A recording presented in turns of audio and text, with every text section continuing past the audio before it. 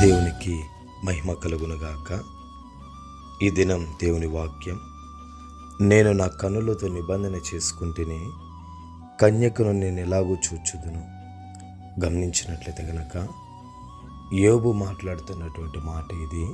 యోబు అంటున్నాడు, తన స్నేహితులను చూచి, నేను నా కన్నులతో నిబంధన చేసుకున్నాను, నేను ఏ ఒక్క కన్యకను ఏ ఒక్క స్త్రీని కూడా నేను చూడను, అంటే చెడు చూపుతో చెడు ఆలోచనతో నేను చూడను అనేసి యోబు లేఖనం చెప్తున్నాడండి. గమనించండి ప్రియమైన దేవుని జనాంగమా, యోబు కన్నులతో నిబంధన చేసుకున్నాను అంటే ఎంత పరిశుద్ధంగా తను కాపాడుకుంటున్నాడో ఒకసారి మనం గమనించాలి. ఎందుకనంటే యోబు, అతని భార్య, ఆయనకు 10 మంది పిల్లలు. అయినా కూడా యోబు ఎక్కడా కూడా ఇతర స్త్రీల వైపు చెడు చూపుతో కానీ చెడు ఆలోచనతో కానీ చూడకుండానట్లుగా ఆయన తన కన్నులతో నిబంధన చేసుకున్నాడంట. గమనించండి ప్రియమైన దేవుని జనాంగమా, యోబు దేవునికి అనునిత్యం భయపడే వ్యక్తి. తన పిల్లలు ఎక్కడ తప్పు చేశారేమో అని చెప్పేసి ప్రతి అరుణోదయం లేచి తన పిల్లల నిమిత్తం బలులను అర్పిస్తూ ఉన్నటువంటి వ్యక్తి యోబు.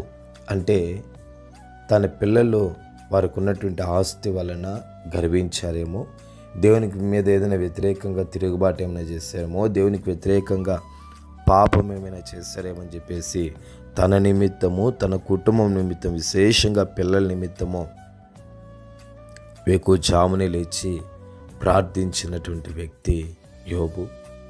దేవునికి భయపడినటువంటి వ్యక్తి యోబు. కాబట్టి దేవుడు అతనిని దీవించాడు, దేవుడు అతనిని ఆశీర్వదించాడు. లేఖనం ఇలాగ సెలవిస్తోంది, ఒకడు మోహపు చూపుతో ఎవరైతే ఒక స్త్రీని చూస్తారో అప్పుడే తన హృదయంలో వారితో వ్యభిచారం చేసిన వారు అవుతారనేసి లేఖనం సెలవిస్తోంది. అందుకని యోబు ఏమంటున్నాడంటే, ఆ చూడకుండా ఉండేటట్లే నేను నా కన్నులతో నిబంధన చేసుకున్నాను అంటున్నాడు. గమనించండి ప్రియమైన దేవుని జనాంగమా, మనము మన కన్నులతో నిబంధన చేసుకోవాలి. ఇతరుల స్త్రీల వైపు చెడు ఆలోచనతోనూ చెడు చూపుతోనూ మనం చూడకుంటున్నట్లుగా యోబు ఎలాగైతే తను పరిశుద్ధంగా కాపాడుకున్నాడో అలాగా మనము పరిశుద్ధంగా కాపాడబడాలి. ఇలా ఉన్నట్లయితే కనుక నిశ్చయముగా దేవుని యొక్క దీవెన మన మీదకి వస్తుంది. ఆయనకు భయపడేటటువంటి ప్రజలను ఆయన నిశ్చయముగా ఆశీర్వదించే దేవుడు. యోబు అంతగా దీవెనపడడానికి కారణము అతడు దేవునికి అంతగా భయపడ్డాడు కాబట్టి దేవుడు అతనిని అంతగా దీవించాడు, ఆశీర్వదించాడు, అభివృద్ధి పరిచాడు. కాబట్టి యోబు వలె నువ్వు భయపడినట్లయితే, యోబు వలె గనక మనం భయపడినట్లయితే అది మనకు నిశ్చయముగా ఆశీర్వాదానికి, మన అభివృద్ధికి మొదటి మెట్టు అవుతుందని మాత్రం మర్చిపోద్దండి.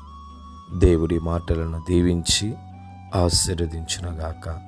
సర్వశక్తిమంతుడా, మీకు స్తోత్రాలు, వందనాలు చెల్లిస్తున్నాం నాయన. ఈ మాటలను బ్లెస్ చేయండి, గొప్ప చేయండి. యేసు నామంలో అడిగి పొందుకొని ఉన్నాము పవిత్ర తండ్రి. ఆమేన్, ఆమేన్.